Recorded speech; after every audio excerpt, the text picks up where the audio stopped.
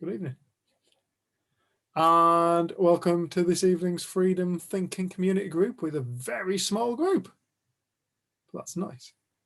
It's nice if it's a small group, you can get quite intimate. How is everybody doing?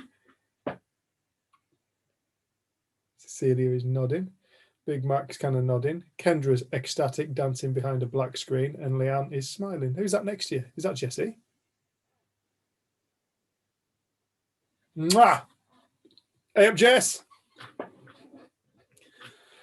Oh, so tonight, what were you thinking? When I put it out on Facebook, I just said it was more like a bit of an open group tonight and more of a discussion.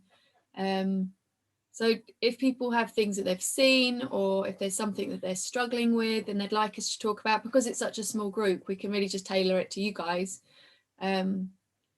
And I just said that we would talk a little bit about things that have been occurring to us over the last week, about life, about the principles, about anything stuff. Really. Yeah. So just quite an open, free group. And if no one shares, we'll just pick on Paul and make him share. Yeah. Or Jessie. Now we know she's there. No hiding, Jess. Has anybody got any questions, comments, anything, any kind of topic they want to talk around? We're happy to talk around anything. Apart from mathematics. Or electrics. Or van electrics. Paul. So one thing that I'd like to find out more about is staying grounded and staying connected to the real you. I had a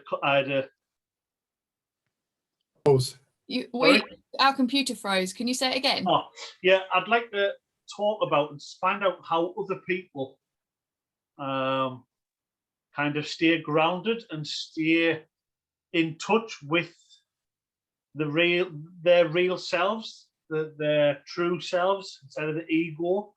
I don't mind sharing it. I had a conversation with Dave yesterday, and I got my arse well and truly kicked in a positive way, with love, an arse kicking with love, because I'd went back and used drugs after I've had a good, I don't know, what we're now, April, probably like a couple of months or a month or something of everything being cool, everything being fine. And then I started getting wrapped up myself, or eventually caught myself getting wrapped up myself, because I was getting scared about my future, about who I am, where I'm going, who I'm going to be, what my destiny is, all this kind of, what route I'm going to travel. And I ended up kind of using that as an excuse to then use my old crutch, my addiction, and to use drugs, which just made us feel shit, obviously, pardon me language. And oddly enough, the day where I was really starting to feel crap about it, I got a message out of the blue off Jen saying, "How you doing?" And we actually just spoke about this before tonight's meeting started. Jen always knows. She always knows when there's something up with me. Bear in mind, I've only known these guys since the end of October, beginning of November. And they do call us family, and I do say the same. And yeah, Jen always knows when something's up. She always knows when to message, which then led us to send them a lengthy message about how I was feeling, and then a nice conversation with Dave. But I just want to know how other people, how they stay true to themselves, how you don't let your ego run away. Because the conclusion I came to with Dave was I want to kind of talk to people, I want to talk to like-minded people more often to help me stay grounded and stay true to myself, so I can stay in this not all namby-pamby new age hippie love, but how I can stay, how I can stay real and true to myself. And that's what the three principles has brought to me. That's what I've really seen. It allowed me to love love me for who I am. And yeah, I just want to kind of, for me, open up on how people stay grounded. Yeah, if that makes any sense. The reason Dave's off screen is because he's scribbling down notes as you're talking. He's not just like nearly headbutting the computer. Oh, sorry. Yeah, I make notes on my work pad or an envelope. So did anyone want to speak to that, or is there anything you wanted to say? No, I'd like to open that up to people first, and then I've got a couple of things I'd talk about with it.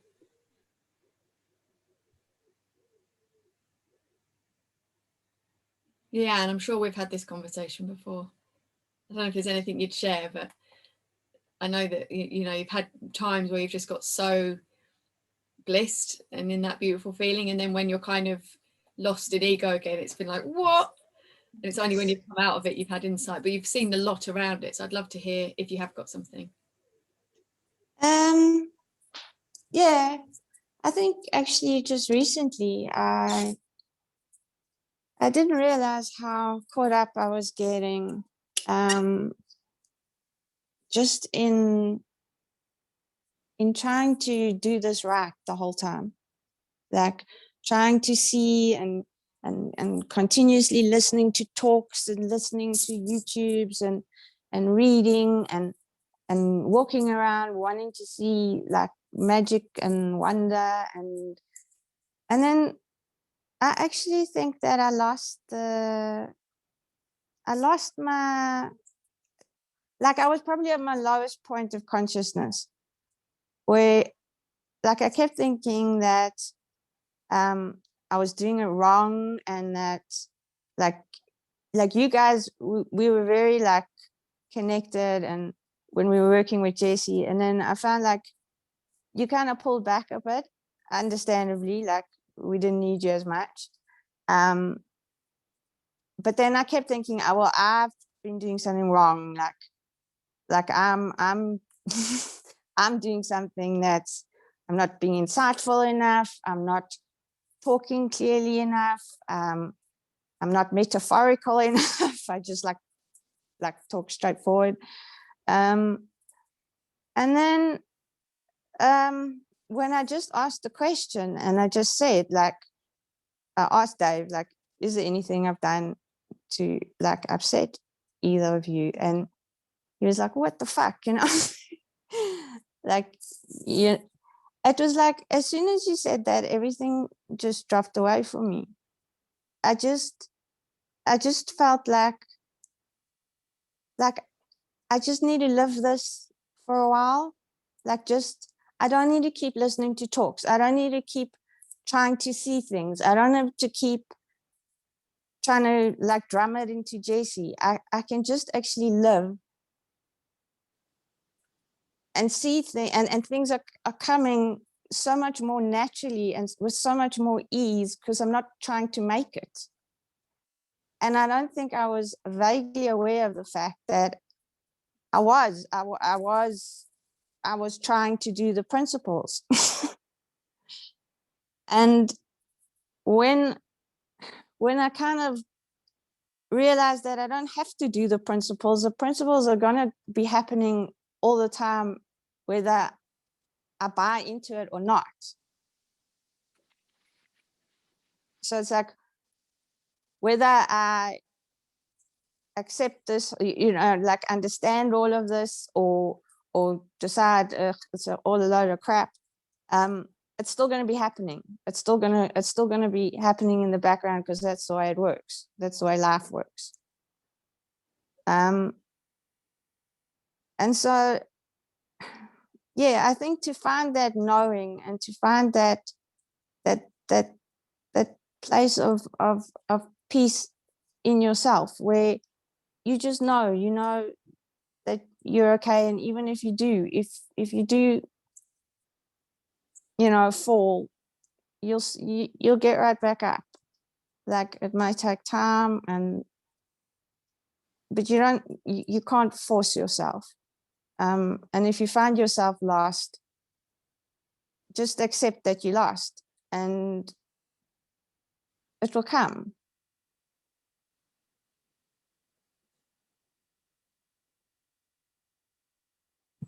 And I was very much caught up in I think trying to please you and trying to show you how insightful I was, and how you know, how I totally got this, and then I felt like I was almost being rejected because I wasn't doing it well enough.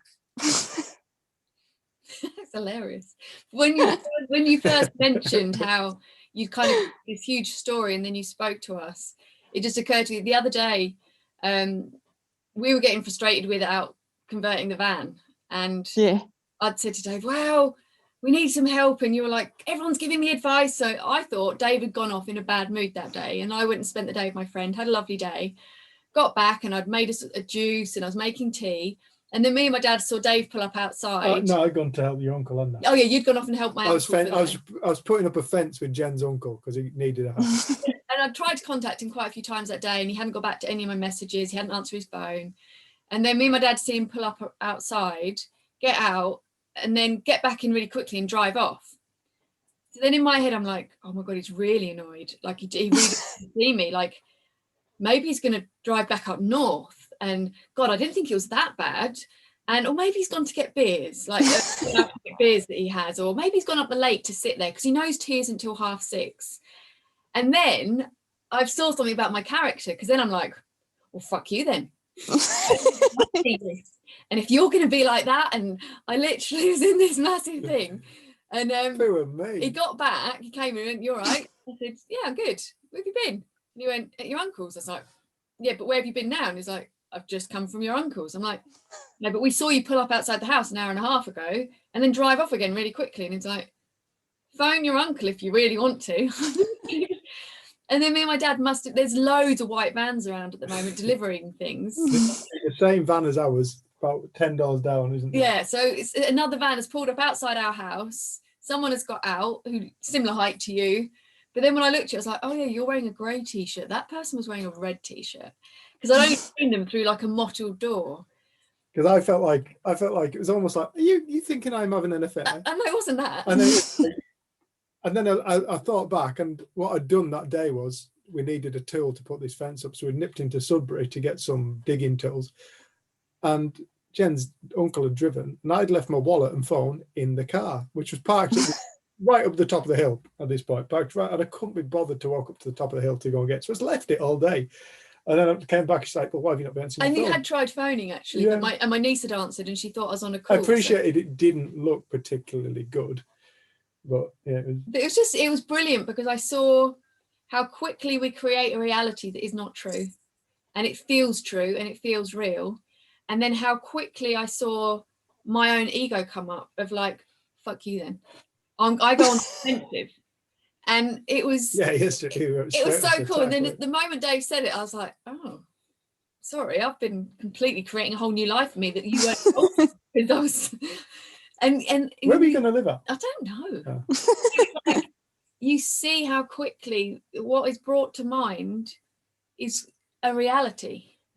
So we don't think necessarily to question it, but then at some point what came to you is, I'm just going to ask the question. Like, instead of torturing myself with my own creation, I'm going to ask a question. I'm going to communicate.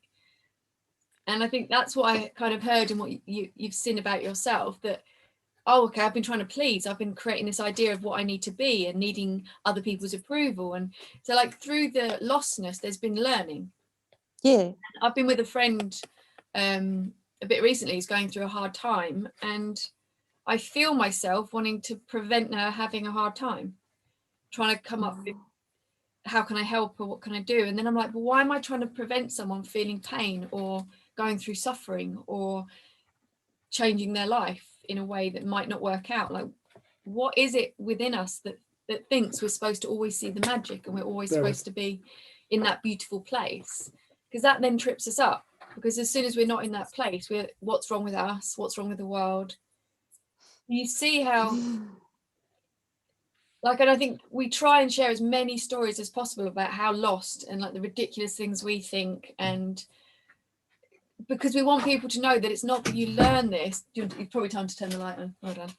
It's not that you learn this and then you don't get lost and caught out by your own creations. But that's just life, and it's cool that you can then come on a call and share it with other people because it's honest and it's authentic. And I didn't realize how deeply ingrained I was in this thought, like, jail that I'd actually created for myself. And I just feel so like free and so much lighter and so, yeah, like just really good. You can't know. It's impossible for you to know. It's that whole thing. You can't know something until you know it. It will not exist in your realm of experience, that awareness of it, until it emerges. Can't let that phone die. I'm on my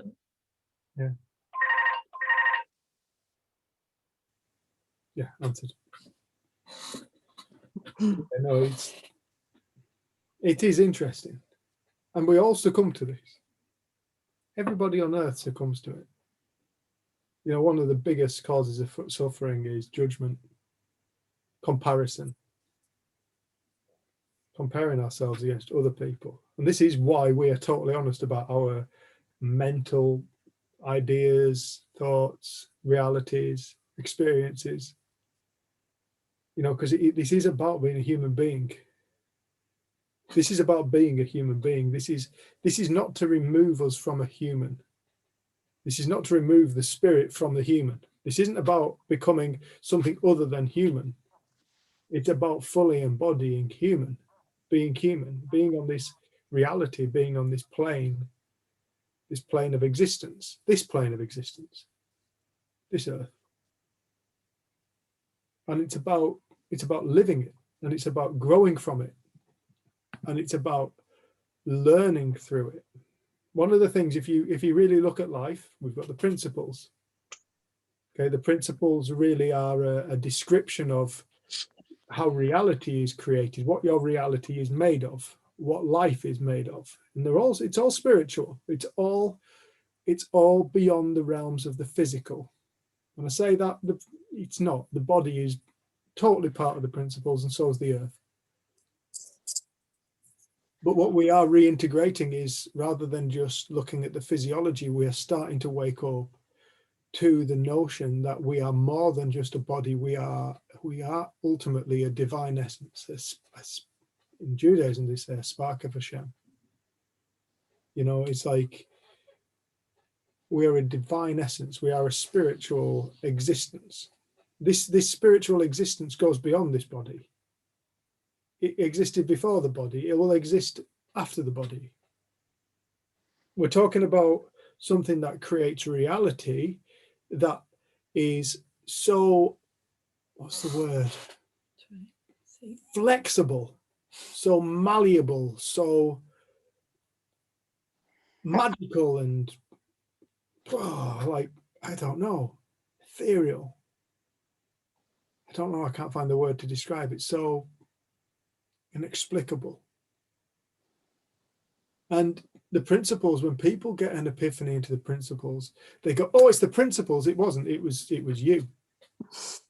You did it. The principles are just a description, almost like religion, but in my opinion, slightly less dogmatic. Probably slightly more accurate. But the nice thing about this life is, as we move through this life, as this life moves through us, and as we move through the life that we create, we have this capacity, like every other living being, every other living being on this planet has the capacity to learn. And you know, this is how evolution. This isn't what I'm finding myself becoming a bit of an advocate for.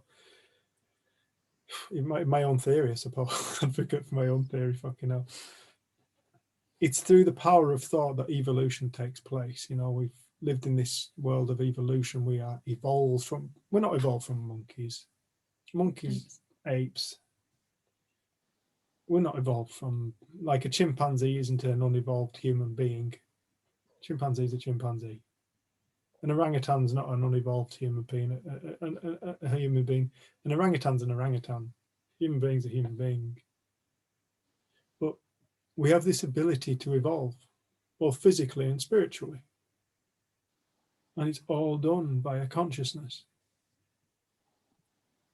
And so you could look at the physical world, and you can look at other beings in the world, say a bird.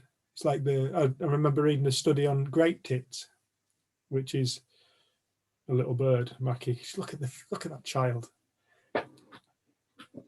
I've read something similar, I think. No, mate, that was Razzle. That these little birds in Scandinavia, they did a study on them, and over the last 40 years, more and more people have been putting out wire mesh bird feeders. So the little birds, beaks have evolved to be, rather than being quite thick and blunt, quite thick and short, they've grown to be slightly longer and thinner, so that they can get into the mesh and get the seeds out. Because that's the easiest way to get food. So that evolution wasn't a mistake. It wasn't like some kind of random fluke. None of them evolved beaks like bananas or like fish's tails or anything like that. They evolved a very specific beak. So it was actually really beautifully orchestrated, was this change, was this movement. And this movement came from a realization within the beings that we have this opportunity, but we can't exploit it. And what happens when that kind of idea is put forth into consciousness? Consciousness responds by regenerating the cells within the bodies of the coming animals, the coming generations. Evolution doesn't take millions of years. It takes place in moments, and in the now, and in generations. And so you have this evolution that takes place in the physical because of the power of consciousness, but you also have this evolution that takes place in the spiritual because of the power of consciousness, because everything is consciousness. It's the most essential thing to start to become aware of. The spirit, call it spirit, call it whatever the hell anybody wants. Your true self. It's absolutely, this is why people walk through the earth and they find themselves on these kind of conversations. At some point in their life, they go, what the fuck's going on here? I need to start exploring some stuff. And they get interested. They start to become interested in spirituality. They start to become interested in the psyche or psychology, perhaps, bearing in mind psychology and psychiatry are just another extensions of spirituality, because it's all the same thing. Again, you've got more and less on a scale of lostness of truth when it comes to spirituality. But spirituality isn't anything really. It's just a description, an attempted description of trying to find our way home to that place that we know exists. Everybody knows it. That's why we're on this call. Because I want to get closer, whether we know it consciously or not. I want to get closer to that place that I know exists, but I'm not seeing it right now. That place, that space of happiness and joy and fulfillment and contentment where everything is just perfect. Right? It's like you mentioned, you at one point not so long ago, Leanne, you weren't seeing the wonder, but you thought you should see the wonder of life. Part of the wonder is that we don't always see the wonder of life. It's part of it. But once you get a glimpse of it, you want more of it. Now that wanting more of it becomes a greedy thing, and that greed thing can make our consciousness down. It can become a lack mentality. I'm not seeing enough wonder now. We're back to where we were before we started. Thankfully, with the knowledge of an insight, the realization that wonder truly does exist, now we've learned something. So now we've got this learning. Now we start to understand that we learn throughout life. And I'm not just talking about Kendra, I'm not just talking about college or anything like that, or what we learn at school. We learn throughout life. It's part of the process of life. It's part of coming into this physical organism, this physical being as a human being. It's part of coming into this earth and walking through and seeing what we learn. It's part of existence, built into existence, that we walk through and we learn, and you carry knowledge. Some knowledge we carry is not useful, and some of it is so useful it's ridiculous. But all must be held lightly. Because the moment we get attached to knowledge, we become rigid, stuck, and we become stagnant. This is why Sydney Banks would say, try and realize, not just say it, but truly realize you truly know nothing. At that point, you're not holding on to anything. You're not casting a judgment. All judgment of people and self is created from knowledge that we've acquired throughout time. It's the only thing that creates our suffering is knowledge, or our idea of knowledge. Some knowledge is really useful, but some of it can be create dogma in our own lives, our own little religions. I just wanted to read something. You're brave. What? Touching that. No, it's What's that more? I didn't do it. A little drawing of something. Some of you may have heard it, but I just wanted to read this. It's quite dualistic. It's a story, isn't it? Yeah, it's a story, but I think when you kind of piece it back together and look at it from an angle of what we're talking, you realize it's actually a really beautiful piece of writing. I'm sure everybody will have heard it at some point. I just apologise in advance. You're probably going to have some dogs going mental in a minute, And two teenagers coming into the house. And My dad's looking after my sister's other two girls while she's at hospital, and he's trying to get his car past our van. and they don't have quiet voices. They don't have quiet voices. It's called Footprints. I'm sure most of you have heard it. One night, a man had a dream. He dreamt he was walking along a beach with the Lord. As they were walking, he saw scenes from his life. Each time he noticed two sets of footprints in the sand, one belonging to him and the other to the Lord.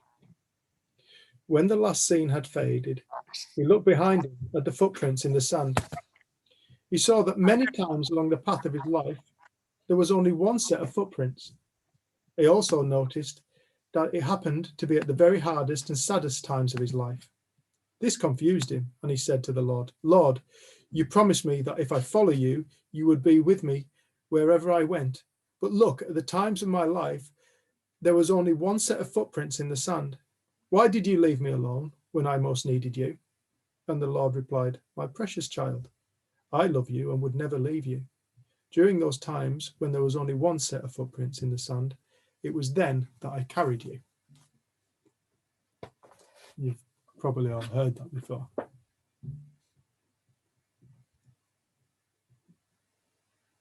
I think there's been times in our lives where we've all experienced that. Not a dualistic God, not a God outside of ourselves, but our very own thing that we've been searching for. Where during a time of hardship, Jenny speaks about this. I know I've had experiences of it in my hard times. During the hardest of times, when all of a sudden you get through this situation and you're like, fucking hell, how did I get through that? How did I pull that off? How have I dealt with that? How have I coped with that so well? If you told me that was going to happen 10 weeks ago, or maybe last week, or perhaps even yesterday, I would have panicked, and I would never have thought I'd have got through it with such grace. I feel like once we start to open up to the principles and or open up to whatever you want to call it whatever the hell you want. Once we start to open up our hearts, once our minds start to open up, once we start to reconnect ourselves with our essence, it's like you find that you are carried through the hardest of times. It doesn't mean you don't experience the hard times.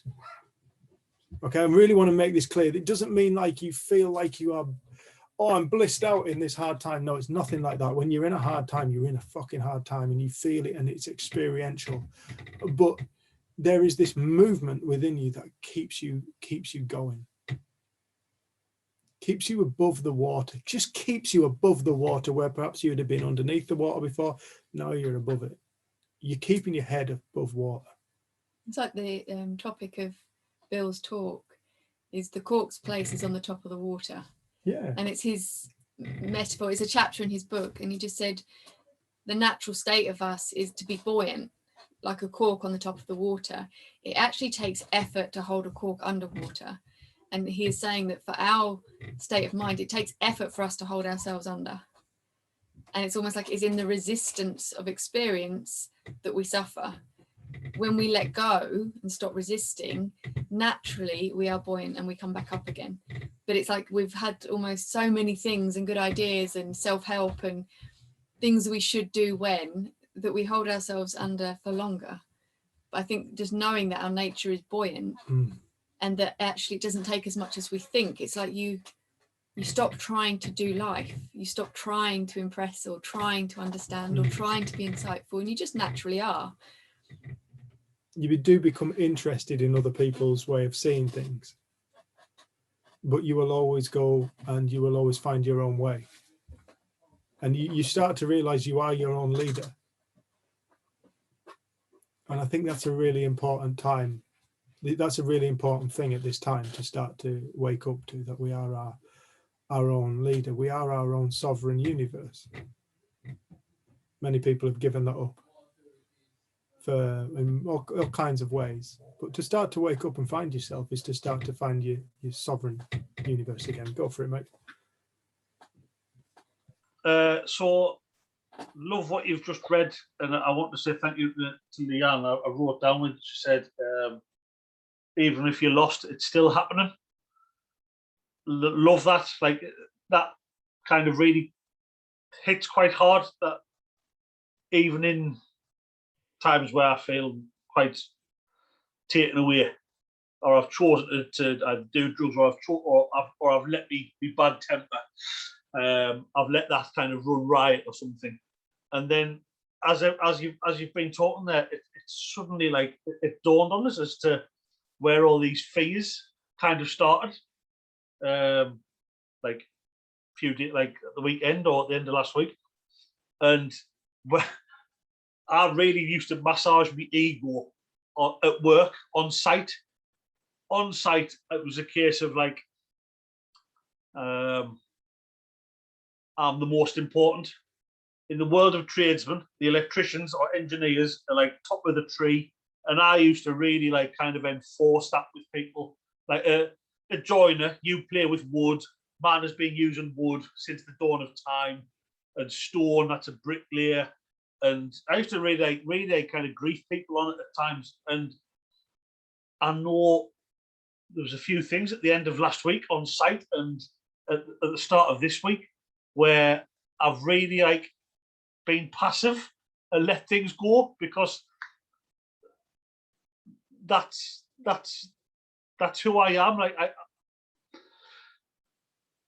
I am an open book now. I do see things so differently than what I have in my previous kind of life before I had that really big insightful awakening on that retreat.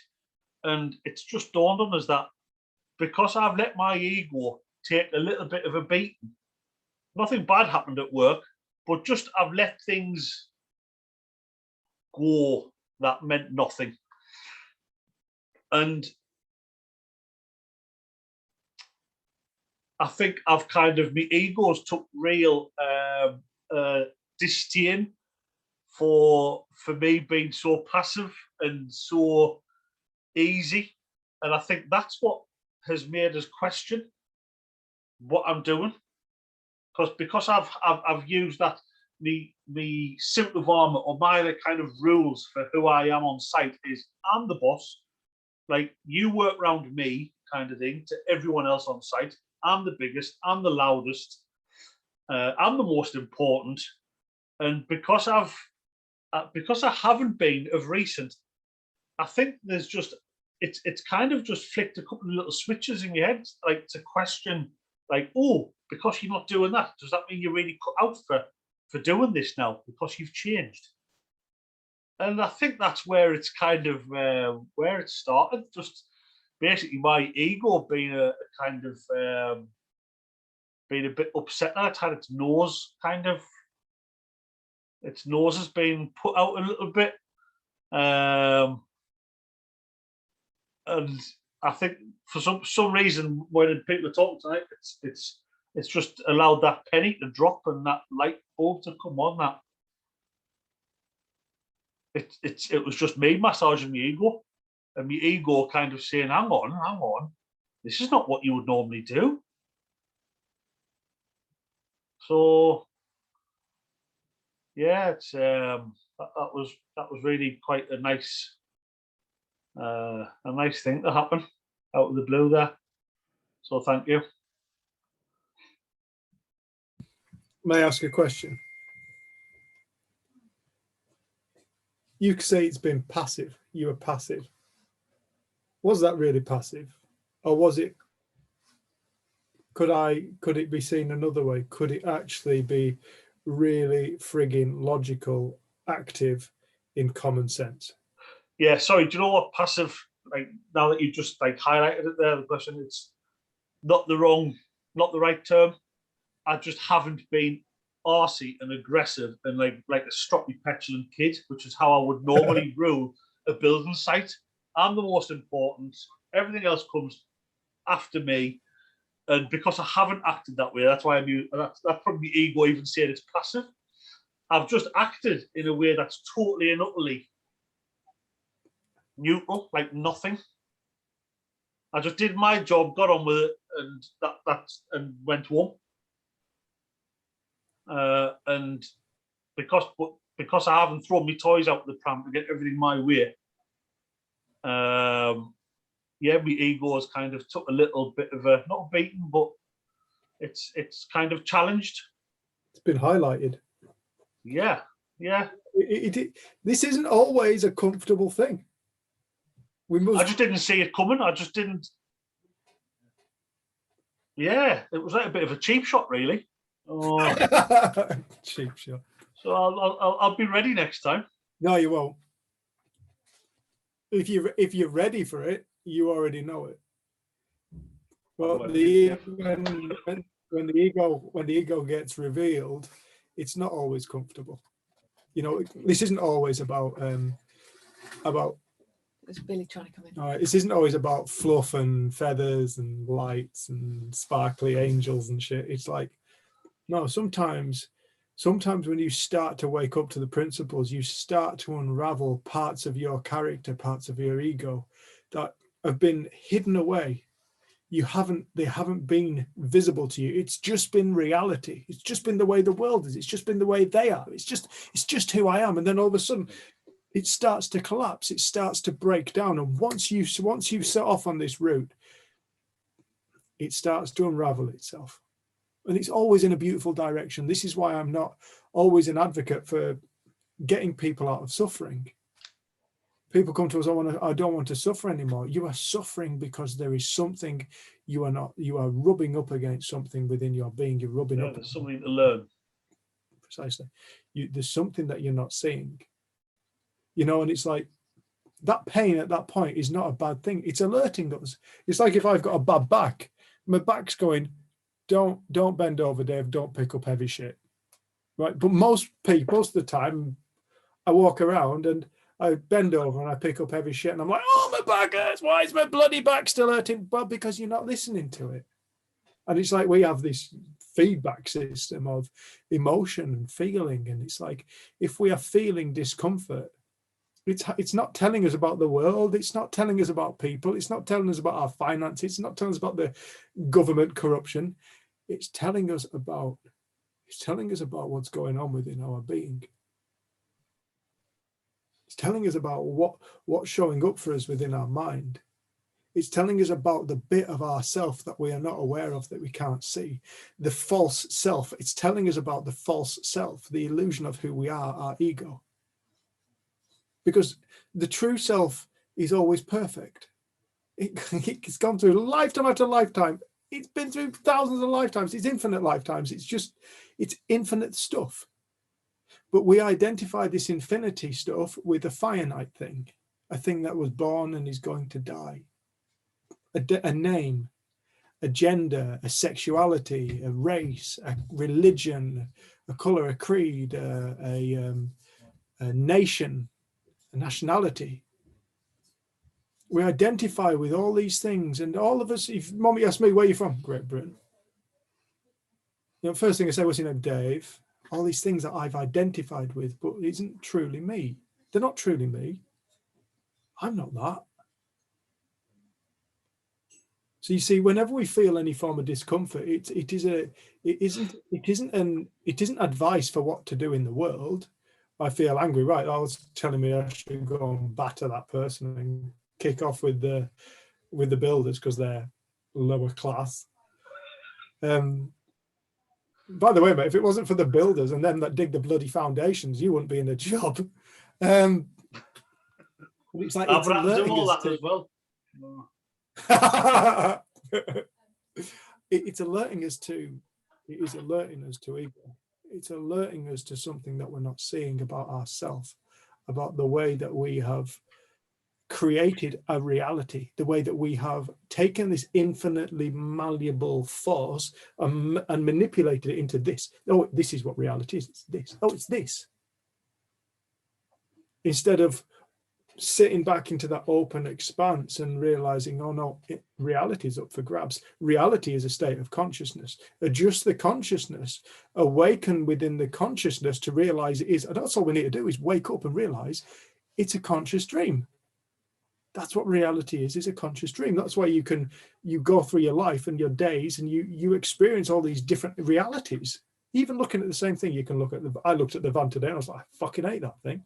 Who's going to sell it? I'm going to sell it. Thank God it didn't burn down. Perhaps I'll sell it. I was like, I'm so glad the van is still there.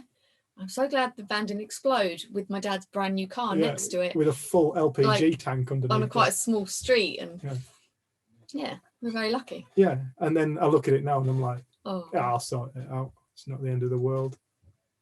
All these different realities, each expression of my consciousness looks so real to me in that moment.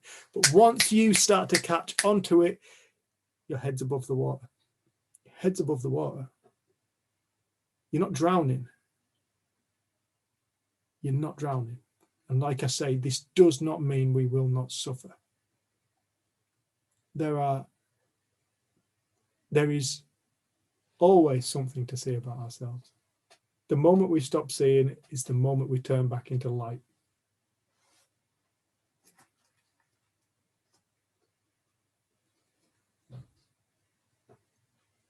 But here we are, being a human being. This is about living as a human being, embracing the human, not trying to escape it, not trying to become anything but human, but understanding that being human is more special than what we actually give it credit for. What is being a human? What is a human? What is a human being? What is life? You realize it is far more special than what you can imagine. It's far more beautiful. Even the fact that we can experience suffering is a divine mystery. Who am I to experience divine mystery? Who am I to experience suffering? Who am I? What am I? What is life? What is suffering? What is experience? Because all reality is an experience from birth till death. All life is an experience from birth till death. Death is just part of experience. So's birth. So's before and after.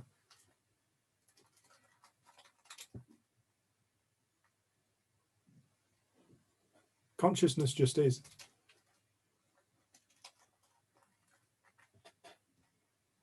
It's not bias. It'll create anything, but it's made of love. That's why people who find themselves, they wake up and they find love. That's why people who wake up, they're generally loving people. They're not arseholes. They can be dickheads, admittedly, but they generally tend to do kinder things in the world, and they tend to love more because they found that space of divine love within themselves. And when they speak to another person, they know fine well that they have it too, even if that person can't see it. Even if in that moment that person can't see it. And the moment somebody is around another person, like our friend Mahima said during the first earthquake in Nepal, she said she fell into this space of peace, inexplicable peace. She said around me people were dying, walls were falling down, buildings were falling down. The earth Kathmandu was taken 10 meters down the valley. The whole city of Kathmandu moved 10 meters down the valley. So you can imagine the consequences of that. And then afterwards, she said, I just became very present, and I knew what to do. I just walked around and I helped people. She said, I didn't need to think about it. She said, I went and got all the stuff from downstairs and put it in on the floor that we had easy access out of the house, because there was aftershock after aftershock. When we went out, there was still some severe aftershocks. That was month later? 3 months later. 3 weeks later. 3 weeks later. And she said, I always remember her saying, there's something so beautiful for people who are in a space of suffering to have around them somebody who is in a state of sanity. Something so useful about somebody being in a state of sanity around people who are insane. Insane. Is Is that what she said? Yeah. Did she say that? Go on. And it's true. Because it's just a reflection of our own being. It's a reflection of our true inner being. Not the character that we keep on identity. We're always trying to fix the character. Have you ever noticed that? We're not ever trying to fix the character. That's all we're ever trying to fix, is a character that we created. We created this character through idle thought. And now we're trying to undo the character. And we think it takes time, and we think it's, hey, Richard, hi, Patricia. We think it takes time, and we think it's hard. It's not. All we need to do is wake up and really see that the character's made up. It's made up. And then you realize you can create any character you wish for yourself. You can be anybody. Each will come with its own consequences.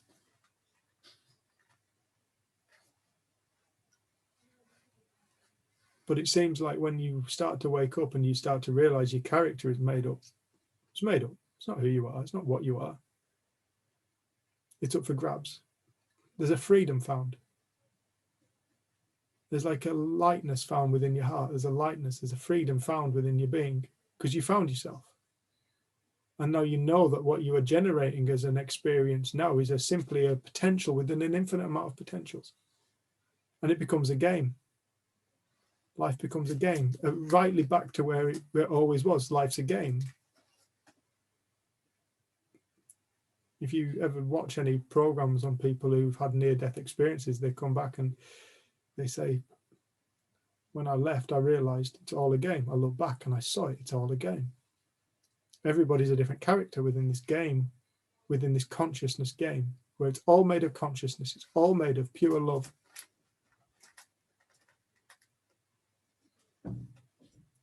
We forget it's a game when we're born, and we start to take it very, very seriously. We start to take life very, very seriously.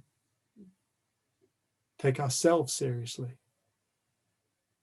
Life becomes heavy at that point, and people become annoying. Life seems personal as well. I think I've just had to write a chapter for someone's book, and it's about real life experience of what's happened when you turn away from seriousness. So she wanted me to talk a bit about body image and things, because she knows I've had issues with that in the past. And I found it really hard to write this chapter. I've had since October, and I wrote it at the weekend because it had to be in by the 31st of March. No, was it Monday I wrote it? But as I was writing it, it was trying to put into words what's different about life since coming across the principles. And I realized how hard it is to put into words that shift in consciousness where life suddenly isn't personal anymore. And then you get to experience the present moment without the noise of everything you've thought before. And as I was writing, I started to see that as soon as anything is thought, it's immediately resigned to memory in the past. Like it's already an echo of it. And we take it so seriously and we carry it forward in time with us. But that's the thing that's changed. It's not that I don't, like you were saying, Leanne, sort of get caught out wanting people to think I'm profound or think I'm saying something good, or I can still get caught in that and lost in it. But you see, you wake up to it much quicker because you have an alert system, which is the way that you feel. And if we're starting to feel that we need approval, other people's affections, people to be nice to us, any of those things, like it's alerting us to the fact that we're really identified with our character and our ego, and we're feeling insecure. So it's not a judgment thing on us. It's just, wow, we've got this feedback system, like you were saying, to let us know what's going on. And then we have the opportunity to turn around and go back inside. Because inside is where security comes from. Inside is where love and safety and all of the things that we actually look for from other people, they exist inside of us. That's that single set of footprints in the sand. Yeah. And I think it's very easy to get lost. And I think part of the chapter that I was writing was about how at 23 years old, I came across the principles, and like it was like a crumbling of my character. And I wasn't really recognizable to who I was before. And how I then felt, like Paul was saying, I felt like I'd found my true self. But how tricky that is, because as soon as we're in a character or an ego, that's not the neutral space that exists, the spark. That's another creation. And I was, my new creation was far healthier and had a better relationship with food and was interested in exercise. And it was far healthier than my depression and my anxiety and my eating disorders. But then that suddenly became a prison and a weight in itself, because suddenly there's something I have to do in life to be me. There's things I have to do in order to be my character.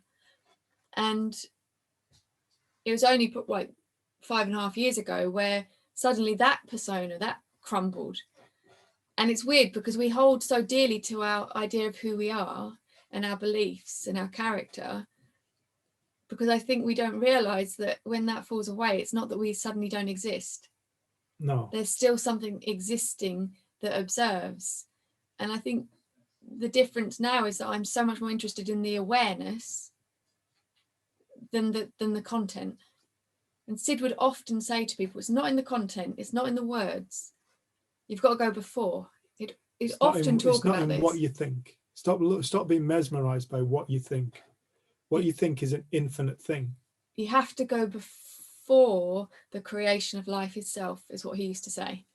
And that seems like such a big statement, but I'm starting to get a sense, well, what the before is what always has been. Which is the before space. It's the space that we were born from, into, of. And then we start to think and create reality. And we get lost in our creations. And that's life. And I'm so grateful for it. Like, we don't ever get fed up if we blame our happiness on something really good. We're like, oh, that's wonderful. And we can say, oh, that makes me so happy. And I love it when that happens. Suffer from happiness.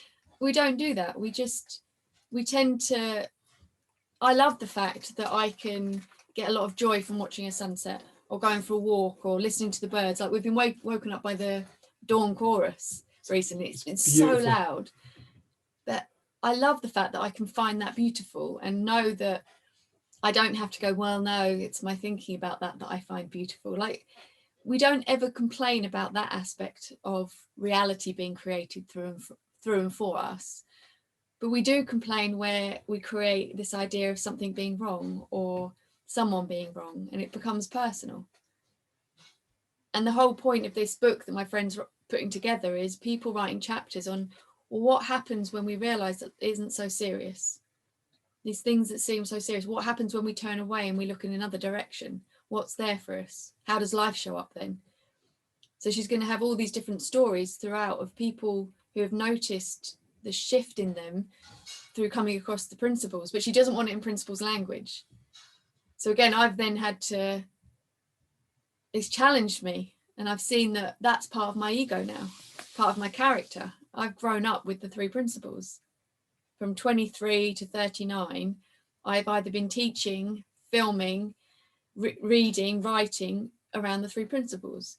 And then suddenly I'm being asked, can you write for someone that knows nothing about the 3 principles, no 3 principles jargon? So then it's challenging me to say, what is that space? What is it that you've learned without using other people's words? Like, so I've had to get really present with it, and it still needs a lot of editing, but she said, I've got now to the end of March, end of April. I said was ridiculous. You should never extend my time because I won't now do it until like the 30th of April. But it's brilliant to see that the true self, Paul, that the true self isn't in the world of form. It isn't in the character. It isn't in any way that we come across. It's what we get to live and see from.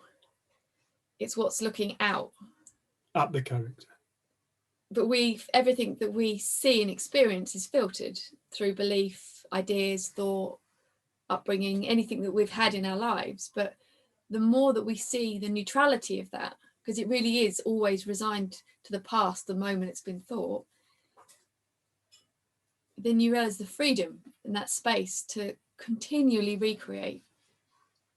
So your idea of needing to be, top dog, and then actually you let things slide, so then that means something about you, and you can see it is all just this idea of self-importance, and we all get that from time to time. And like, I love, you've said it was really helpful for Dave to be really kind of pull you up on your stuff, because it's so easy to see in somebody else, but in ourselves it's often hidden because it just looks like it's so.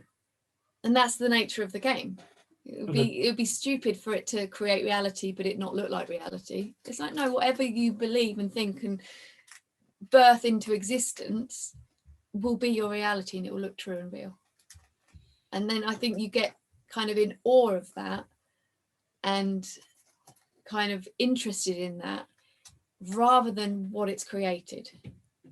You're like, wow, it brought that to life. And like I often say, Paul, that I'm so grateful that the things in the areas where I seem to have what some people call blind spots or invisible thought, to me, my kind of self-destructive behavior hasn't involved a substance, because I slip up all the time. For you, it seems so huge because it feels like you've taken a step back, or it's so negative in your mind, but it's like, that's what you do in misunderstanding. I've kind of got my own thing that I do. Oh, you've done it up until that moment. Yeah. And it's like, that could change. It's not your thing. It's not fixed. Already in the past. You've already kind of come out the other side and gone, wow, that was a ride. Oh, wow, I did that again. All right. The difference between then and now is now you have awareness around the subject. You see, that's invaluable. All we're talking about, you never hear us talking about thinking, right? You never hear us talking about this kind of experience or that kind of experience.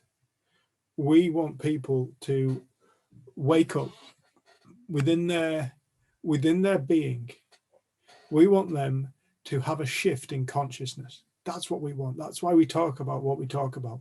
We talk about this because as each of us takes a movement, a shift within our consciousness, as we start to wake up. This sounds totally fucking out there. But as we start to wake up, we wake up within our own being. You realize life is not what you think it is. It's looked like it's been a mechanical, material thing, and we're all evolved from apes and this kind of stuff. It's not the case. It's not the case.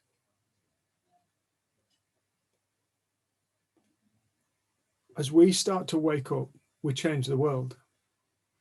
as people start to wake up, it changes the world. And as one person starts to wake up, it has an effect on many people. It's like when I woke up within my family, there was so much hostility towards me to begin with. Who the fuck do you think you are? Where's the old Dave? I prefer the old Dave, the depressed one that was angry all the time and threw things around and got upset. Yeah, I know why you want him back, because he was familiar. He was familiar. Now it's uncomfortable that the old Dave isn't here. But I'm really grateful that I've woken up, because now my life's different. So you can either embrace it or not. It's up to you. It's your reality. You can choose to do whatever with your reality, whatever you wish. And bit by bit, eventually my sister, then the ripple effect went out to my sister, to my mum, to my dad. And our family changed from being, none of us drink anymore. We're proper pissheads, argumentative pissheads. That was our family. My mum's on, she'll be like, oh, don't tell everybody that, Dave. We were argumentative pissheads. I think maybe you're very argumentative. Very argumentative. And not very good listeners to one another. And we were very much tied up, and we still can be, don't get us wrong. We can be very tied up into characters. It's very easy within a family to think we know, well, we know who they are. And then we don't even listen to them anymore because we think we know what their agenda is. We stop listening.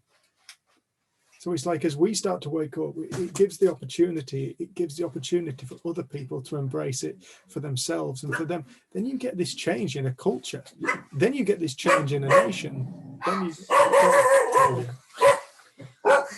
No one shut the door, can you look?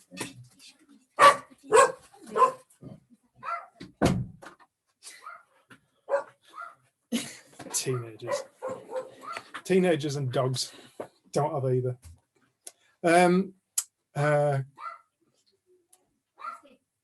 Should we call a break? Yeah. Let's call a break. Oh, what time back? Sorry, guys, Richard and Patricia, you've just joined. Should we just have 10 minutes? Yeah. So I'll come back at 20 past. Just oh, I don't know. Yeah, 20 past. Okay, 8 minutes. Is that 8 minutes? Yeah. Oh, 25 past. 25 past. 13 minutes, brilliant. Cool. See you in a minute. See you in a bit.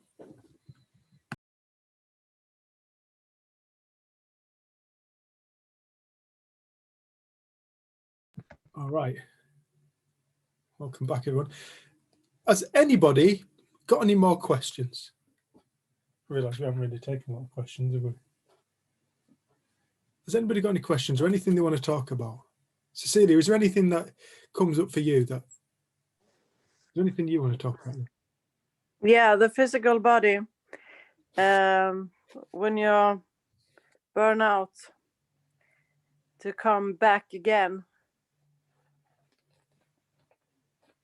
Burnt out? Yeah, because my thinking is much better. I feel more free mentally, but I can't work that much that I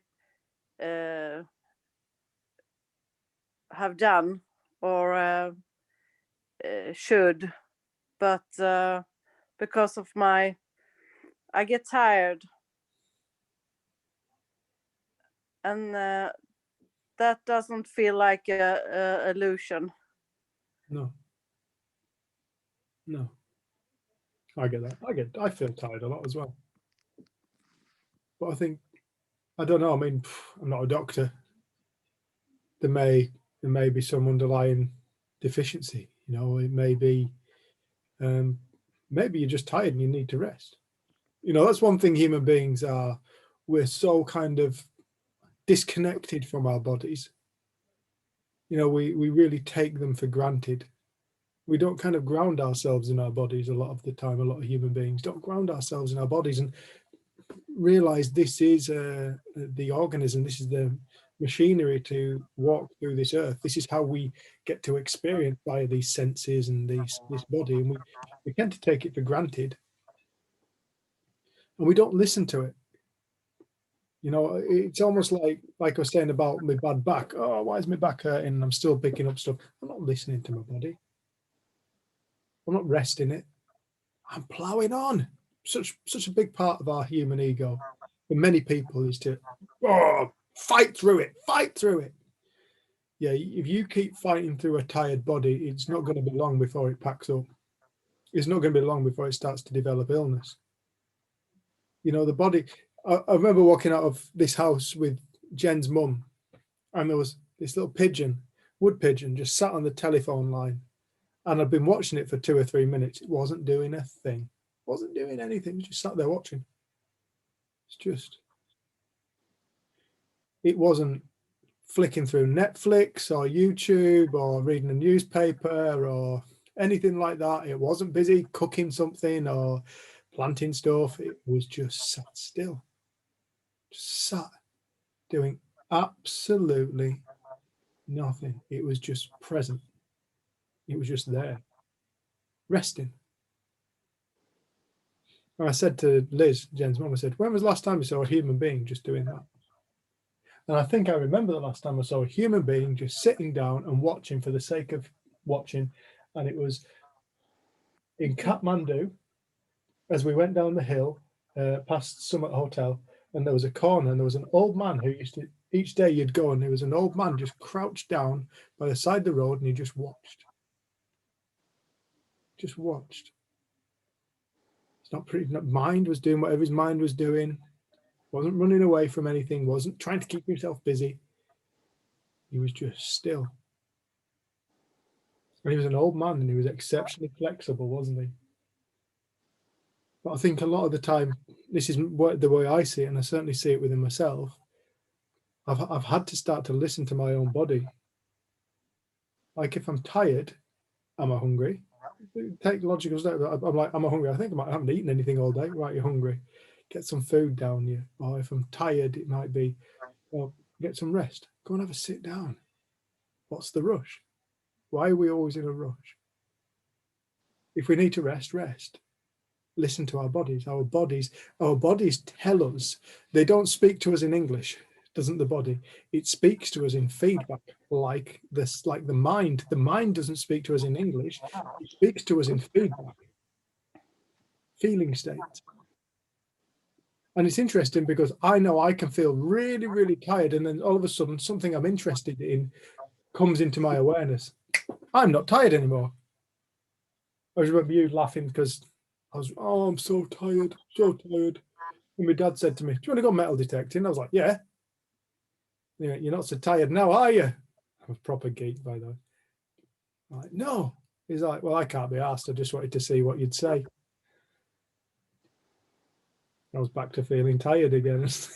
It was just, we see it. Tiredness is a state brought on by mind too. The state of tiredness is also a feeling. And the moment our mind changes, our experience, our feeling states change, and tiredness can disappear in a moment. Somebody said, house is on fire. Bang! Where's your tiredness gone? You're alert, you're awake. All that's happened is there is a change in the state of consciousness. It's not to say, see tiredness as something to kind of overcome with consciousness. Listen to the body. If you think there's something wrong, go to the doctor. Perhaps go and see personally, I use, what kind of people do I use? Nutritionists? Yeah, like I don't tend to go and visit pharmaceutical doctors. I personally tend to go and visit energy healers and homeopathy people. That's what I like. That's what works for me. Amazing results with those kinds of people. But it's each to their own. Everybody is their own reality and what makes sense to them. But I remember once you just took yourself off. I think I was having a haircut or something, and you dropped me, and you just went to take Rusty for a walk in the woods, and then you actually didn't go for a walk. You just sat in the woods. I did, yeah. And just, you said it was almost like your resonance kind of came into line with the woodland, and you said you just sat there. And you said it's almost like when you then stood up to come because you had to meet me. You said it's almost like you could have run out of the woods. Whereas when you'd gone in and sat down, you were absolutely exhausted and shattered. And actually, what happened was when I went into that wood and I sat down in that space, I then started to focus my mind on awakeness. I started to change my consciousness. to more of aliveness rather than lethargy, more active energy. And when it came to leave that wood, I actually had to stop myself from running out of the wood. I was so full of energy. Our mind is powerful. We're lazy with our minds. We are lazy with our minds. I'm lazy with my mind. I have to catch myself being lazy with my mind when I start going to resentment, judgment, tiredness. I wake myself up within my mind. What are you doing? Come on. That's why we share this, so that people can become aware. All we're saying, all we're ever talking about is awareness. The awareness. The moment you catch yourself, you're onto the trick. Now you are the driver. Where do you want to go? And sometimes it takes learning. Sometimes it takes learning and learning and learning. Sometimes it'll take a while for us to learn a lesson about this. But once we've learned the lesson, you've got the lesson. It can be really easy to sit around and just wait for this experience to change. No, you are creating the experience of having to sit around and wait for the experience to change. We're generating that too. Nothing is happening to us. It's all happening through us. We are creating the entirety of reality, the entirety of our experience. All of it, all the time. We always have and we always will. It's the way reality works. It's what consciousness does. It creates realities. It creates experiences. But what we identify with is we identify with the experience. I am tired. No, this is why Jesus always said, I am. Look to the I am. I am tired, I am happy, I am sad, I am grief-ridden, I am pissed off, I'm blah, blah, blah. All these I ams, I'm cold, I'm wet. All these I ams, we always pay attention to the last bit. I am cold, I am happy, I am sad. The sad, the happiness, the cold, that's what we identify with. We identify with I am tired. We identify with the tired. But if you look at all those statements, there's a unifying to it, the I am part. That's what Jesus was always saying to people before. And I think he was crucified for saying, before Abraham, I am. He was crucified for saying, before Abraham, I am. What that was taken as saying was, I come before Abraham, Jesus come before Abraham. He wasn't saying that. He was saying before Abraham is a state of being that every single person is, the I amness of life, where all the I am, I, singular, singleness, the I amness, I am. So every time we go, I am tired, and I identify with the tired, that's me. It's me identifying with the creation, not the creator. Does that make sense? The more we can start to identify with the creator, we are this creator. Misidentifying ourselves for a creation, like an ocean identifying itself as a wave. The ocean misidentifies itself. Oh, that's all I am. I'm just this poor little wave. That no, that's a product of the ocean. We're the ocean. Misidentifying ourselves for waves, everything, no matter what it is, whether it's addiction, whether it's tiredness, whatever it is. Misidentification, all suffering is created from misidentification. All hate, all war, all everything is created from misidentification. All suffering is created from misidentification. We're more powerful than anybody even knows at this present moment in time. We're going to wake up to it. We're going to wake up. We're going to wake up because we're heading in that direction. Humanity is heading in the direction of unity and love and compassion. More and more people are waking up to this. More and more people are getting interested in the principles. More and more people are getting interested in spirituality. It's like there seems to be this drive in people you wouldn't expect, like Paul, big burly drug collector, debt collector, like suddenly gets interested in this and changes his life. More and more people are waking up. It's going to have a catastrophic effect on this world because more and more people are identifying with going beyond their limitation of who they think they are to the fact that they think. There is the thinker within you. You are the thinker. You are the thing that generates the thoughts. like an ocean generates waves. So even when it comes to tiredness, tiredness is a wave. It's a habit of thought, which creates a feeling. I suffer from it too. I have got a massive chapter of my ego is tiredness. Sometimes I see You're through in bed until what, 5 to Yeah. 7. Oh, I had a bit lie down. Felt tired. Had to sleep. Went not to lie down. It's not saying what to do. I think that's also the thing to remember is the answers lie within you.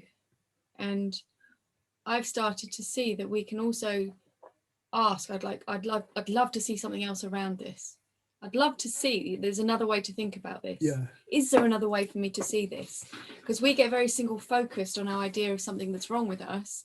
And then we kind of try and fix it or try and figure it out. And we use our intellect. And it's like if the answer was in your intellect, you'd already known what to do. So it's almost like you have to give over to that other space within us that's got the answers. They're new, they're fresh. And we can ask for that. And then we have to let it go and see what comes. But if we keep using our intellect to try and figure this out, why am I always tired? Why am I always exhausted? Why do I feel like this? I shouldn't feel like this. I should be able to do more. We're just putting more and more weight. Like we were speaking earlier about the cork's place is on the surface of the water. That's where it naturally will bob around, and it actually takes effort to keep it down. The more we then judge our experience, the more weight we're putting on that cork and keeping it under. But we have to start to realize that no one else is going to have the answers for us. It is going to come from within us. And that's the good news. But it's almost like we can, things that seem very important to us, we seem to use our intellect to look at a lot. And we have to realize that's the wrong tool for this kind of experience. It's like a hammer, isn't it? Yeah, we need insight. We need new thought. We need fresh thought. But I'm sure there's ways that you've thought about this for a long time that seem very fixed. Well, this is how it is. And this is my experience. But you don't understand. And like we have all of these kind of reasons around it. We have to acknowledge our role in that and be open to putting down what we think we know and letting something else come in. Because I know that I can get, like Dave and I both said, we've always been more of a tired character.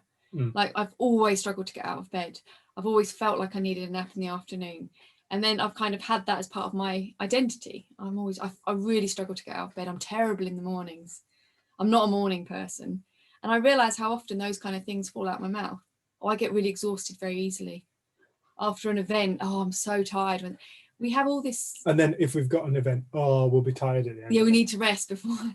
So you see how much mental activity we do around ourselves. And what I was starting to realize again when I was writing that article is, God, when we sort of metaphorically step out of the way, life shows up and guides and leads us. We are wise beings.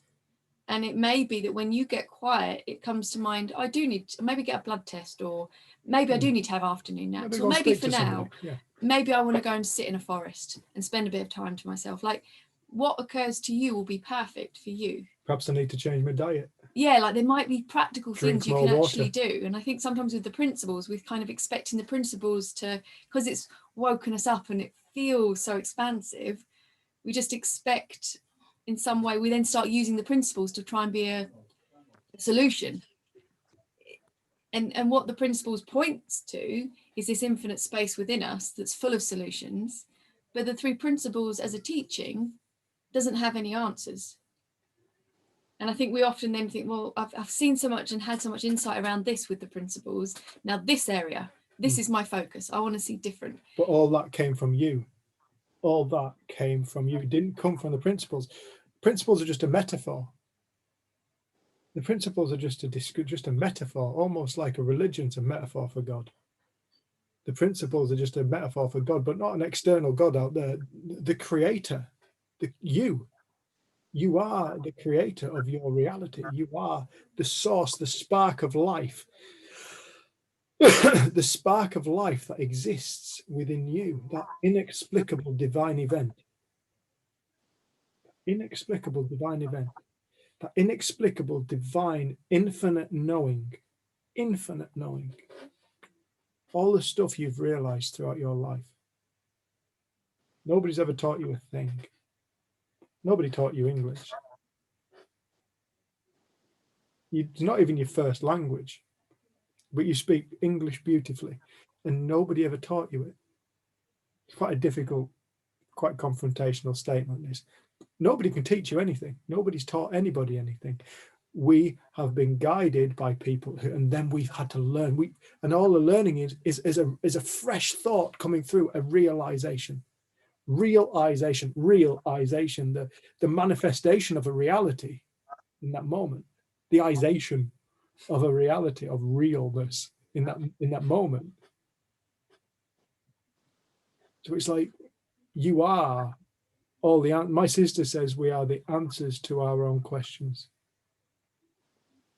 We're tapped into this.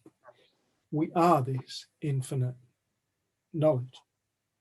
Every single one of us. Every single one of us is capable of dreaming up an idea that could change a world, bring solutions. All we need to do is point our consciousness in that direction. It's like if we all point our consciousness in the direction of this pencil, we start thinking about this pencil and we start generating a reality about it. If I constantly point my consciousness in the direction of I'm tired, I generate a reality around that. I generate ego around it. If I point my consciousness in the direction of everything's wrong in the world, that's all I see. If I point my consciousness in there's beauty in this world, there's fantastic, look for the beauty in this world, that's what I see. Are we getting it? Consciousness. But You are the consciousness. But when for a year ago, I was staying in the bed all the time. Now I'm working 50% Cool. at the hospital and doing a lot of things every day. I'm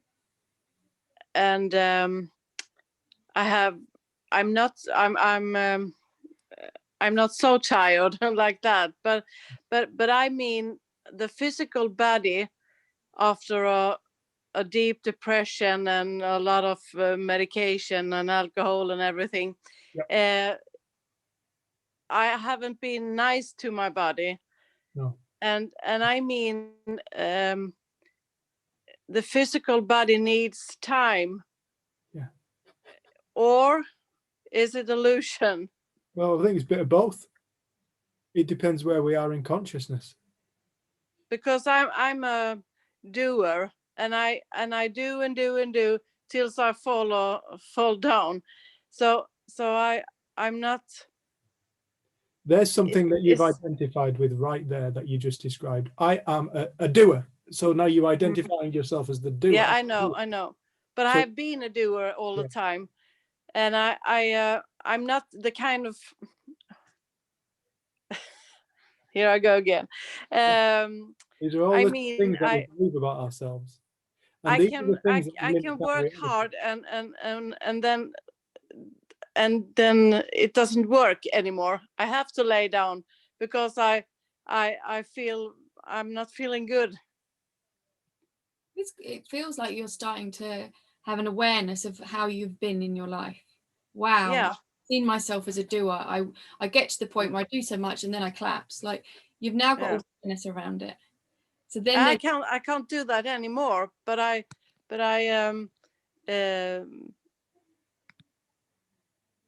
do a lot more than I have been doing this year.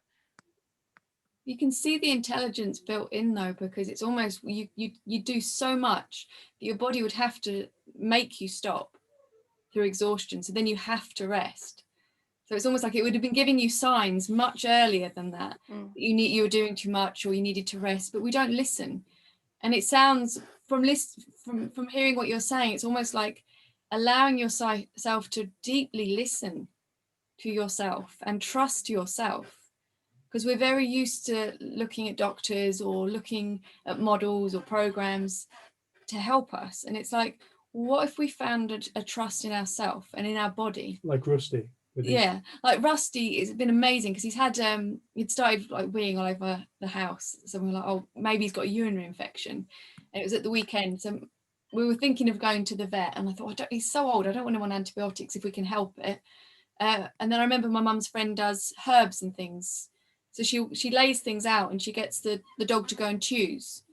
But she said when we told her the symptoms, she said it's probably dandelion root. She said put a little bit in your hand and see if he wants it. And then he was eating it and eating Dried it and eating dandelion root. He wouldn't stop eating it. And then all of a sudden, after about 5 minutes, that's enough.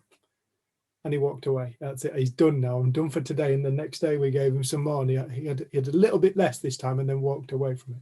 But it was just seeing like how the knowledge. We were amazed at it. But she said, yeah, but we're amazed because we've removed ourselves from that same intelligence. Like we have that same inbuilt navigation.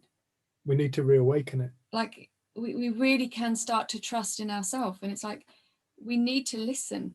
Like there might be all these ideas of what we want to do, but then we're also a physical body on earth. You've just described, you haven't been kind to your body, you've abused your body. Maybe I do need to do some kind things to my body. Maybe I do need to give it more rest. Maybe I do need different food or whatever it is. Good quality waters and stuff. But it's like starting to trust yourself and respect that change can happen in a moment.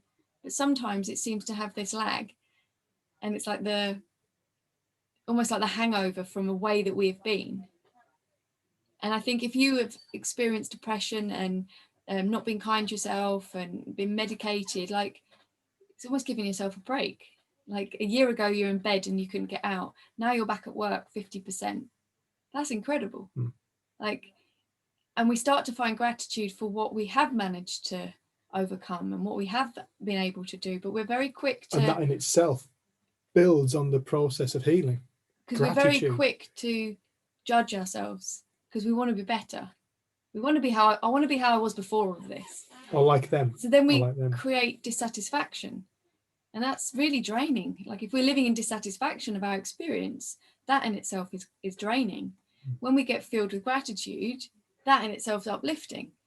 And we're kind of grateful for the things we've seen. And I just think it's like being kinder to ourselves, being gentler with ourselves.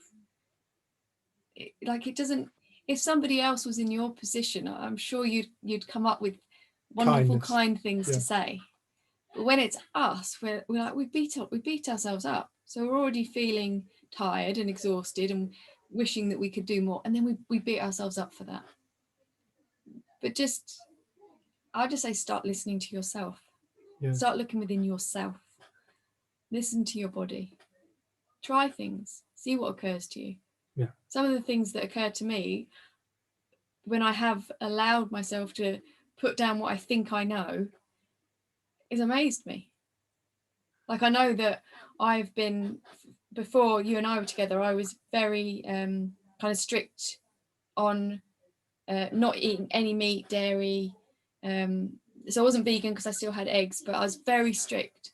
And then I remember getting to the point, it's like my body just felt like I needed to eat chicken, and it went against everything I believed and everything I thought was right. And then the more relaxed around food I've become, the more I've been guided like to eat this kind of food.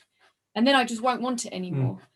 And it's been a more intuitive thing because I got caught up in being this kind of person that doesn't do this for these reasons. And it was so real and it was so just.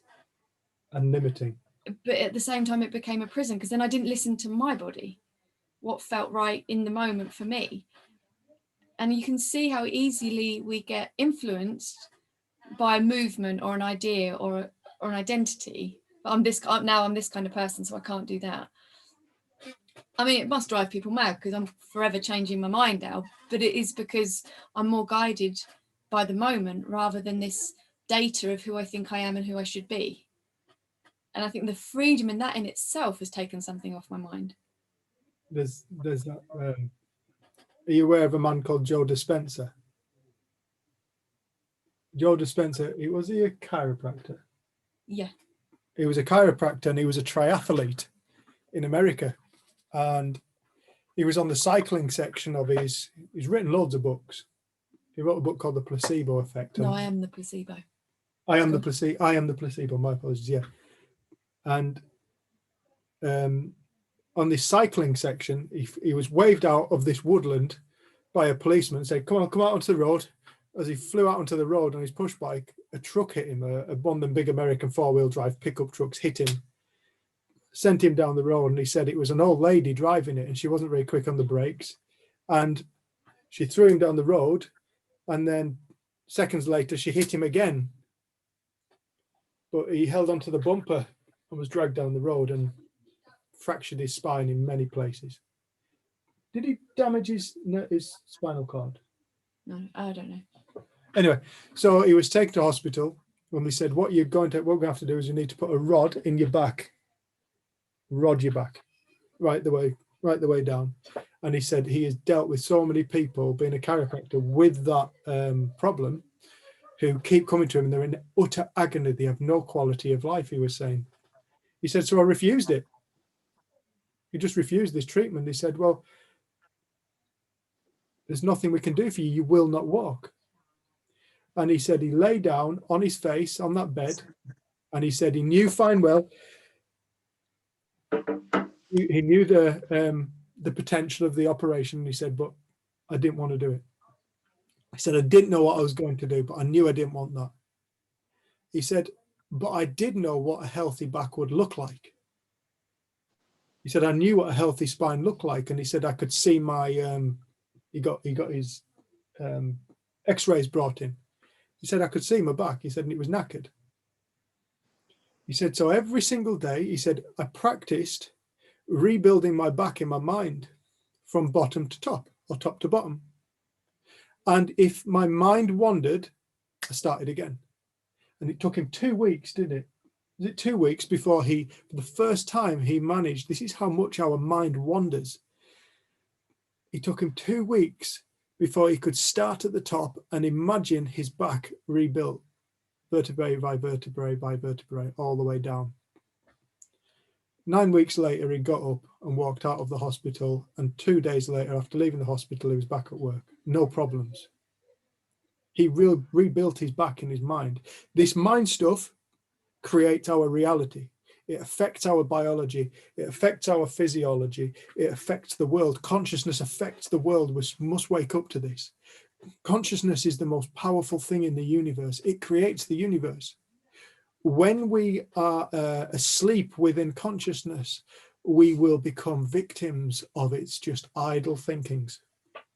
When we learn that we are the thinker and we can direct our consciousness no matter what, we can direct it in any direction, we start to regain power and awaken to powers that we're not even conscious that we have.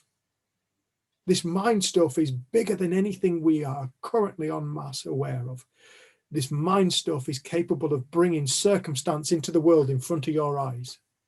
It will, if you truly want something to happen, it will conspire in the world to bring it to you. It will conspire to bring circumstance to you. For example, I really wanted to get into working in prisons and nobody was sharing the principles in prisons. And I was so hell-bent on it. I asked for it. I prayed on it. Bring somebody to me. Bring somebody to me. I prayed on it. 10 days later, a lady turned up lost on my drive gates. She stopped on the train too many times. Too many stops. And she'd walk past my house and I said, oh, how are you doing? She said, I'm fine, but I'm lost. I said, where are you trying to get to? She said, the Gateway Inn, which is a pub. And I said, well, you're on the wrong road. I said, jump in my van, I'll give you a lift. And as I was driving up the main road, a little voice came in my head and said, ask her what she does for a living. I said, do you mind me asking you what you do for a living? She said, no. She said, I'm actually here on my first business meeting. She said, I've just taken a managerial role with a charity that works with the well-being of offenders. And I just looked at this woman and I said, I knew it. She said, how did you know it? I said, because I think you're supposed to meet me. I met that woman. We sat down, we had a drink. About a month later, I was working in prison sharing the principles. If we put our mind to things, it conspires. This is how it's always been. Now imagine a society that's gone along with the status quo of life's hard. You have to work hard for money. You know, you can only get somewhere with a good education. Imagine quality of the earth that we've lived in with this kind of mental thinking and beliefs that humanity has carried around en masse. It has shaped the world as it is. Now we're in a place where consciousness is changing. People are waking up from that idea and going, well, that's not true. We're creating a new world. And the way we're creating a new world is by we are reshaping our consciousness. Now, the thing is about this, once it starts to pick up en masse, you end up with a snowball effect that God knows where the hell it's going to end up. But it will be awesome. Because it will be people starting to live their life from their truth, not from what people have told them are limitations. Or if you're tired, you'll always be tired. You got depression, you'll always have depression. None of that shit. People will start to wake up and realize that they are free. They've It's always like my been mum's free. just told us, it's on Netflix, I think, a film about a boy in Africa who he was desperate to go to school, but his father couldn't afford to send him, and his father was a farmer and his crops were failing, so he couldn't afford to send him. But he used to try and sneak in. Failing because there were droughts and floods. Yeah. Because somebody'd come in and taken out all the trees. But this kid, eventually, he designs like this machine that can get water from the well, because they've got water, but they can't get to it. It's a wind turbine that lifts the water. And he builds it. It's a true story. Like he finally gets his dad to believe in him and trust that he knows what he's doing. And then the whole village kind of build it out of scrap. Yeah. And then he completely changes the village. And then I think he's then gone on and done things in other villages. And it's like, it's a boy that hasn't got mainstream education, but he's used his own mind and his genius that we're born with to create. And I think we forget the genius that we're born with. And and there's incredible things that we've been taught, and it's amazing what we've created. So it's not that the intellect isn't a beautiful gift. It's a problem solver. It's not where to live. We've forgotten the genius, the intelligence that we're built and born of. And I think there's then stories like that where you can see that someone's gone beyond what anyone thought was possible for them to completely change their village and allow them to grow crops regardless of the climate and things. But it's like if someone can have a brand new thought and build this creation and change their village. When my mum was telling me about this film, I just thought, wow, like in my life, the things that I kind of want to see about, they seem so small. They're small. But distracting as well. Yeah. So distracting. Those little things that we want different about ourselves, they distract us from the true beauty that we are, because they're just a construction of our own mind. We made that up. We make things up and then we believe it to be true and limit ourselves with our own beliefs. As Jesus said, it's done unto you as you believe. You believe there's a problem, you will encounter that as a reality. You will encounter it in the world.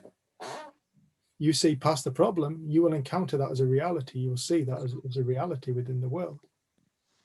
The inside and the outside are just the same thing. I think that's the cool thing also about Joe Dispenza is the thing that occurred to him was, I've got lots of time. Because he's laid face down, not being able to move. That was right. And it's the fact that then he had his own insight. Like no one had taught him about this idea of maybe trying to rebuild his back. Like it came to him through insight because he had time. There was nothing else he could actually do. And that's the one thing that often we don't allow ourselves, just time, just to sit. And the amount of times where I have just allowed myself to sit, like the things that come to my mind, like creative ideas. And so it's just sometimes we just need to allow ourselves some space and time on our own without distraction to remember the genius, the intelligence, the place within us that has all the answers. And don't go looking for it. The moment you start looking for it, you're distracted by your own thoughts. Oh, something I must be looking for. Where is it? This? Is it this? These are all thoughts distracting us. It's found in quiet, like true quiet, a moment, a true moment. And it doesn't even have to be a second. A fraction of a second of true quiet will change somebody's life. I had a little bit of, I think you were you'd gone and sat to have a couple of hours quiet on the fell, and I've just been sat with Rusty. And my friend had texted me to say that she's given me her guitar because she's moved to America. It's in her dad's house. She's been gone 7 years and he's moving. So she's like, you can have it. And it's this guitar I've always loved. And the thing that occurred to me was I could learn the guitar. Well, I've always had that, I'll probably never be able to play. I'll never be able to be as good as my friend Rob. I've had all of this belief. And for whatever reason, when I got quiet, a new thought arose of, why wouldn't you be able to learn the guitar? Like why have you created that idea of limitation? And then I found this, there's a video on YouTube of an X Factor contestant who was a musician and then became deaf at the age of 18. And she's then, I think she got quite depressed, but then she's retaught herself to be able to sing and play the music she has bare feet so she can feel the ground. And she trusts her pitch and tempo, I think she said. And she's relearned singing. So, and she's playing the guitar and she's playing instruments. And I'm looking at her thinking, you've managed to overcome something that you couldn't think you wouldn't think you'd be able to be a musician. She's now a singer-songwriter in America. She got really far on this. It's either the X Factor or America's Got Talent. But you can see how quickly we limit ourselves. Oh no, I wouldn't be able to do that. And if we buy into those stories, then that will be our reality. But the only thing we're ever up against is our own mind. Like, it's probably hard for you to imagine being full of energy. And that you can see that it's shifting attention away from what we don't want and allowing our mind to consider what we do want. Because the only thing that keeps us separate from it is a limiting thought. And I think many people say, if we really saw that, healing would happen in a moment. But often for us, it takes a little bit longer because we have an idea of time and healing. What are you looking at? I just want to finish on a poem. It's by one of my new favourite authors. Are you allowed to share this? I'm going to share it. You sure? Do you want me to just quickly check? No. It's not copywritten. I used to think I had to agree with you to make you love me. I only thought I had the skill to hook you. I knew not I had the pill to keep you invested. I thought things needed to be tested. I thought I had to think about only you and adore you, to keep it open all the time, like I'm on your time, like mine is not as fine. I got lost again. It's the same as the pain from before. It's the Groundhog tour, but I know this is to be no more. I am now the score, the play and the game. It's all my gain, but not the same anymore. Without me, who can it be? A life of empty out galore. This is not what life is for. There is more, and it is right inside of me.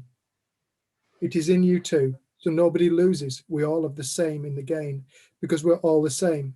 We're connected like it's prospected. It applies to us all. We can stand tall no matter what the fall. Give yourself the care, like it's never been there. It's your gain, and others will feel your name in fame. Love yourself.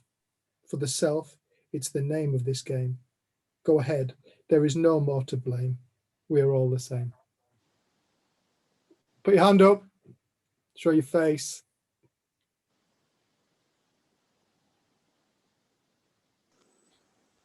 Show your face. I don't know whether I can.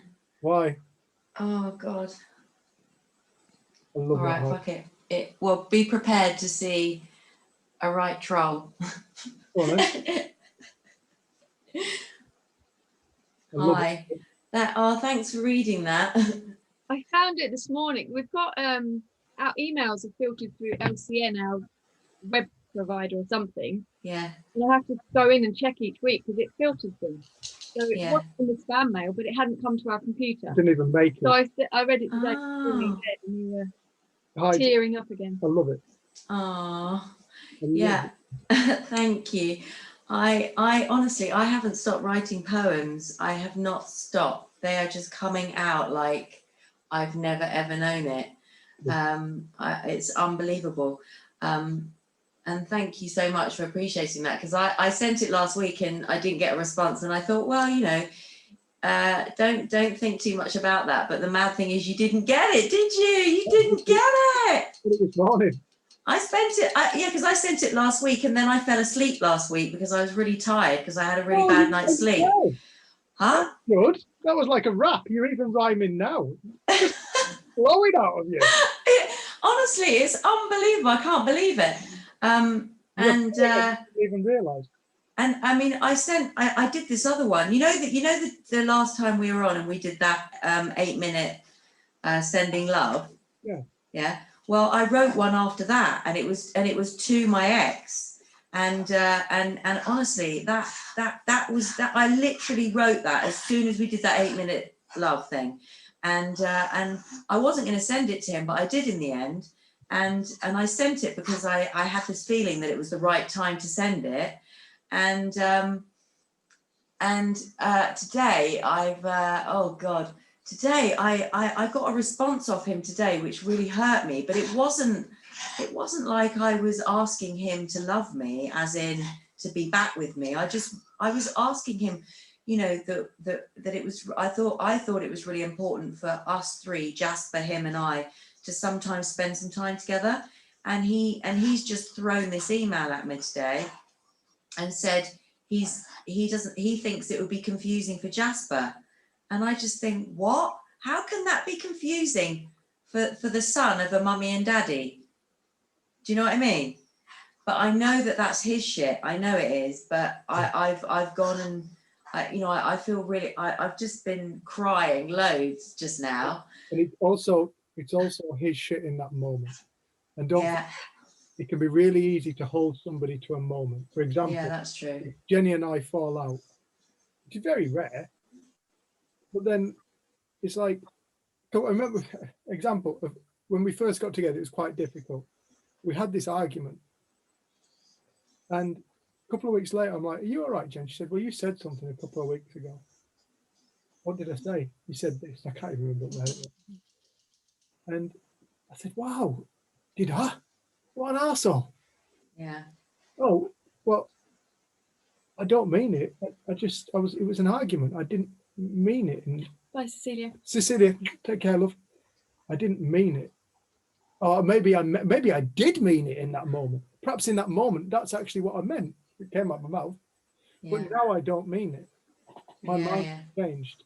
So be prepared to not hold somebody to a moment of time, a response. Listen to the response. Respect the response. But understand that people can change their minds, and it keeps your mind open. It keeps you available for opportunities and new opportunities that might emerge. Yeah. Well, I yeah. love I mean, poetry.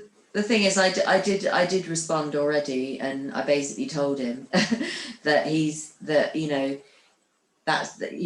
should take responsibility for his own feelings and not kind of, put them on Jasper, because he's putting them on a 4-year-old. But that's done now. I've done it. I couldn't resist it. I reacted in the moment, but yeah, things move on. But it surprised me how I reacted today, because I've been feeling so good. I've just been throwing all this poetry out, and it's made and I've been feeling so good. So it took me by surprise today. It took me by surprise. But it will pass. It will pass. Everything does. Yeah. Everything does. There's been things in the past we thought were so important, we forget what they even are now. Can't even remember that conversation Jenny and I had. Dead important at the time. I can't even remember the conversation. No, dead important at the time, but it's nothing now. This is what happened. I mean, I know I used to hold on to things. I mean, I used to bear grudges terribly, and so I understand if someone else is doing that. I totally get it. I can't change anyone. I'm not here to. It's not my job, is it? Anyway. No, it's not. It's your job. It's your job to look after you. Yeah, exactly. It's the only person you can look after. You cannot look after anybody else on the planet. But the thing is Yeah. about looking after you is you are looking after everybody else on the planet, because when you look after you, you're kind. You're kind to yourself, you're kind to other people. If you're honest with yourself, you're honest with the world, and the world knows what to do with honesty. If you're dishonest with yourself, you put dishonesty into the world, and then we wonder why the world shows up like a fucking mayhem. Yeah. So it's like, if you're kind to yourself, you are kind to the world. Yeah. Do you want to do a 5 minute? Yeah. Yeah. Yeah. Can I just say, before you do Yeah. that, can I just say one more thing? You know, in Yeah. all this time I've been, you know, to end on a positive note, because this has made me feel so good. I have created this poetry group, and I'm going to open it up when we can actually see people and go to people's houses and, you know, get people in Henley, because I've moved to Henley recently. I don't know anyone here, and as soon as I moved here, we went into lockdown. And you know, this is when we were separated with my ex. So, you know, I don't really know anyone here. I'm just like here in this place, and I work like anyway. But anyway, I created this poetry group. So so you know, the aim is to, you know, meet people through doing poetry, which, you know, I've always wanted to find something, and I've never, you know, I feel like I've found something that I can actually that I really resonate with, but I had no idea about that before. And you know, it's got to be this understanding with the 3 Ps that's led me here. So I'm like, you know, I'm so happy about that. Yeah, it's come from inside you. Yeah. It's come from inside you. When people start writing poetry, it just comes, it flows out of you. Premeditated poetry is never as good as the stuff that kind of just flows out. It's like people who write, those artists that write these iconic songs. How long did it take you? 4 minutes. Yeah, it's those Bang, ones. Yeah. there it is. It's come out into Yeah. the world, right? It's come Yes. from pure inspiration, pure connection. Yeah, Yeah. that's what you're finding, Hyde. It doesn't mean that you're always going to swim on the, like, life's always going to be easy. No, it's No. not. Yeah. But what it does mean is you've reconnected with that part that you forgot about a long time ago. Yeah. You've Yeah. started to reawaken to it. You knew it when you were a kid, and now you're starting to reawaken it to it again. And that's the important part. That's the bit Yeah. we talk about. Yeah. Thank you.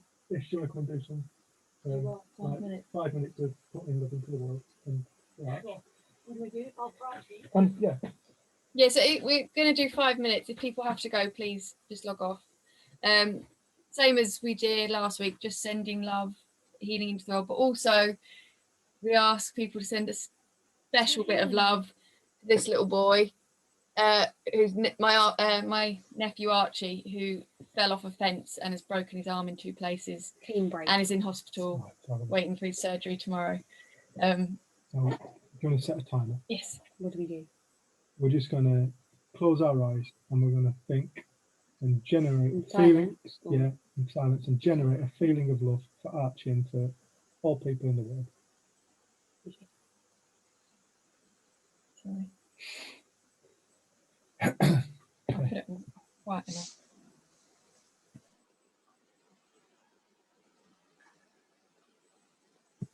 Thanks, everyone.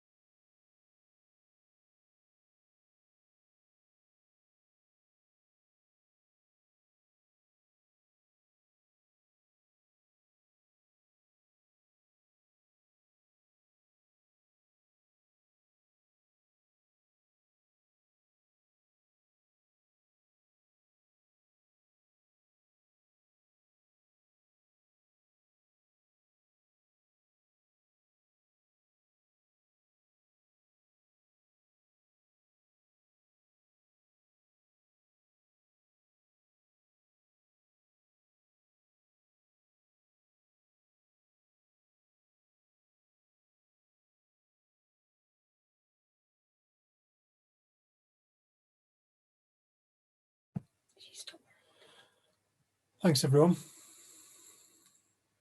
That was 5 minutes. We'll let Archie know that everybody was thinking about him. And thank you all for joining us. Thank you. Thanks, man. Thanks, Richard. Thanks, Happy Patricia. Easter. Have a good Happy Easter. Easter. Happy Easter. Yeah. Thanks. Absolutely. Thanks. Sad day tomorrow, but think on Sunday. God bless. God bless you, love. Thank you both. Mum, love you loads. Ides, awesome. Big Mac, love you, man. See you soon. Thanks, Margaret, for being on twice to make us something popular. Yeah, that was good. I was just seeing who's there, darling. Margaret, Ellery, and my mum, same people.